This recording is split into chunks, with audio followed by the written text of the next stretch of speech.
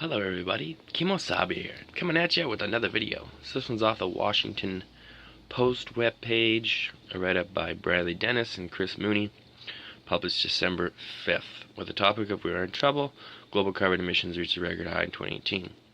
As nations assemble in Poland for climate talks, the figures suggest there is no clear end in sight to the growth of humanity's contribution to climate change. Global emissions of carbon dioxide are reaching the highest levels on record, scientists projected Wednesday, in the latest evidence of the chasm between international goals for combating climate change and what countries are doing. Between 2014 and 2016, emissions remained largely flat, leading to the hopes that the world was beginning to turn a corner. Those hopes appear to have been dashed in 2017. Global emissions grew by 1.6%, and the rise in 2018 is projected to be by 2.7%. The unmitigated growth of carbon emissions. Global emissions are projected to hit yet another record high in 2018, growing an estimate of 2.7% over the previous year. So that would make it up to like 37 billion tons of CO2.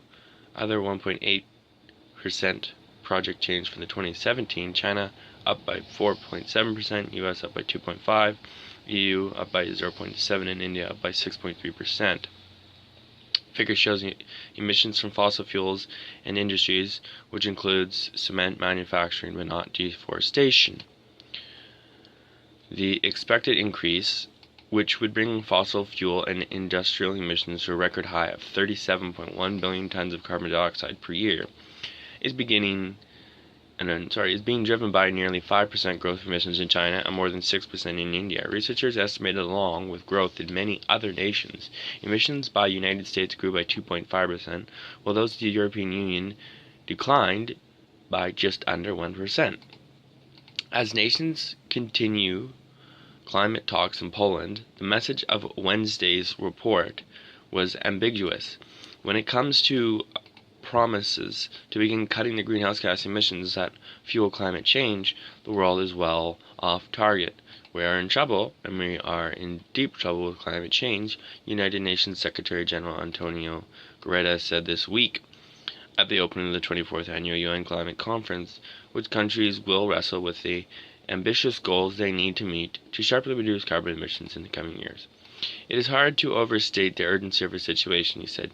Even as we witness the devastating climate impacts causing havoc across the world, we are still not doing enough, nor moving fast enough to prevent irreversible and catastrophic climate disruption. Guterres, who was not commenting specifically on Wednesday's findings, which were released in a trio of scientific papers by researchers with the Global Carbon Project. But his words came amid a litany of grim news in the fall, in which scientists have warned that the effects of climate change are no longer distant and hypothetical, and that the effects of global warming will only intensify in the absence of aggressive international action. In October, a top UN-backed scientific panel found that the nations have barely a decade to take unprecedented actions and cut their emissions to half by 2030 to prevent the worst consequences of climate change.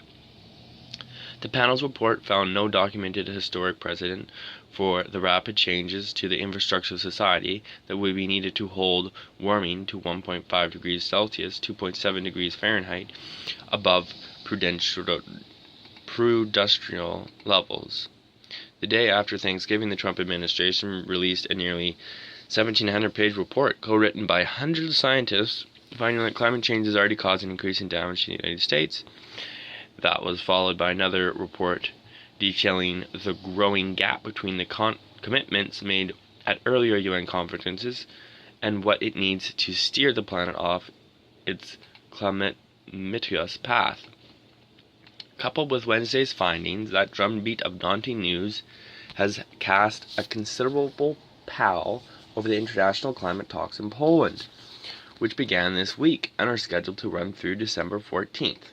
Negotiators there face the difficult task of coming to terms with the gap between the promises they made in Paris in 2015 and what's needed to control dangerous levels of warming, a first step, it is hoped, towards more aggressive climate action beginning in 2020.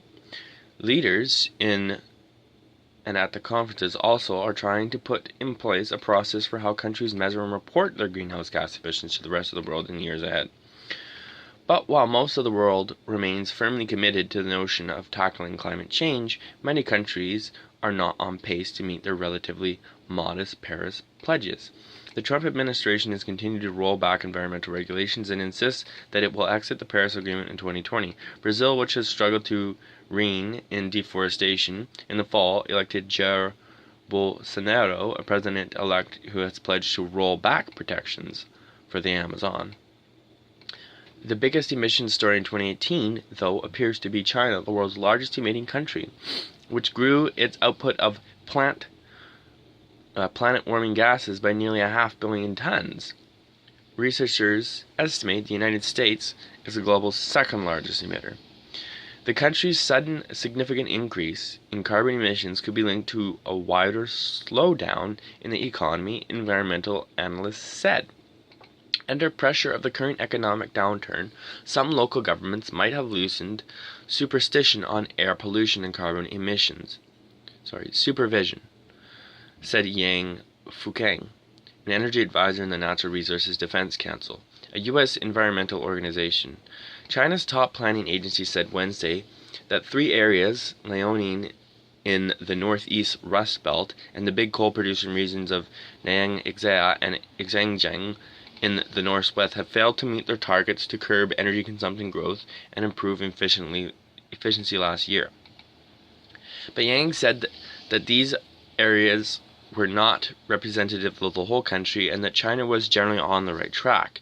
There is still a long way ahead in terms of pollution control and emissions reduction, but we expect to see more ambitions in central government plans and actions, he said. Such changes in all large emitting nations have to happen fast. Scientists said that annual carbon dioxide emissions need to plunge almost by half by 2030. If the world wants to hit the most stringent and safest climate change target, that would be either keeping the Earth's warming below 1.5 degrees Celsius when it is already at 1 degree, or only briefly overshooting that temperature. But emissions are far too high to limit warming to such an extent, and instead of falling dramatically, they're still rising. Wednesday's research makes clear the intimidating math behind the fundamental shift that scientists says is required. While some nations continue to grow their emissions and some are shrinking them, overall there are still more additions than subtractions. We're not seeing the declines in multi-countries that outpace the increases in other parts of the world, said Rob Jackson, a researcher at Stanford University who contributed to the research as part of the Global Carbon Project. The problem of cutting emissions is that it leads to difficult choices in the real world. A growing global economy inevitably stokes more energy demand, and different countries are growing their emissions or failing to shrink them for different reasons. India is providing electricity and energy to hundreds of millions of people who do not have it yet, Jackson said. That's very different than in China, where they are ramping up coal use again, in part because their economic growth has been slowing. They're green-lighting coal-based projects that have been on hold. The continuing growth in global emissions is happening, researchers noted, even though renewable energy sources are growing. It's just that they're still far too small as energy sources. Solar and wind are doing great. They're doing quite well, said Glenn Peters, director of the Centre of International Climate Research in Oslo, and another of the Global Carbon Project researchers' authors. But in China and India, the solar and wind are just filling new demand. You could say if you didn't have solar or wind, emissions could be higher. But solar and wind are nowhere near big enough yet to replace fossil fuels. The figures the researchers provided are an estimate based on available energy and cement industry data through the first 9 months of the year, and projections based on economic trends and the amount of carbon tied to economic activity in different countries. The estimated growth could change a bit, Jackson said. It's possible the final number could be between an increase of 1.8% and 3.7%, but either way, there's little doubt that in 2018 it hit a record high for global emissions. In the United States, emissions in 2018 are projected to have risen by 2.5%, driven in part by a very warm summer that led to a high air conditioning use and very cold winter in the Northeast, but also by a continued use of oil driven by low gas prices and bigger cars. U.S. emissions have been on a downturn as coal plants are being replaced by natural gas plants and renewable energy. But that momentum ground to a halt this year, at least temporarily. In Europe, cars have also been a major driver of slower than expected emissions reductions.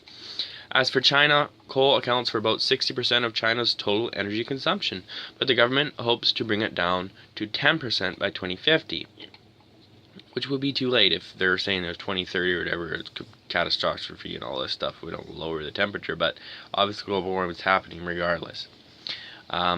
Thanks to increased investment in green energy, China's carbon intensity, or the amount of carbon dioxide emissions per unit of GDP, declined by 46% by 2017 from 2005 levels. The Ministry of Ecology and Environment reported earlier this week it has expected it would take until 2020 to reach the targeted 40 to 45% reduction.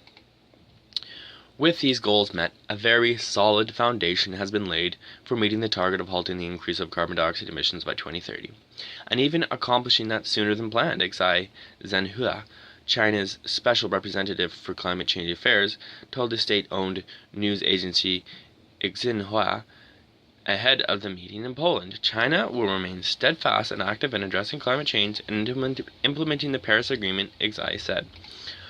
But officials and analysts alike point out the United States is not doing its part to combat global warming. We also love to see the United States embrace its responsibilities by returning to the Paris climate deal, said Yang of the NRDC. Despite the overwhelming challenges, Patricia Espinosa, Executive Secretary of the UN Framework Convention on Climate Change, still holds high hopes for the talks in Poland. I'm an optimist because of human nature, Espinosa said in the interview. She suspects the state of ominous climate news might have prompted a tipping point at which societies begin demanding aggressive actions from their leaders to stave off the most disastrous effects of climate change.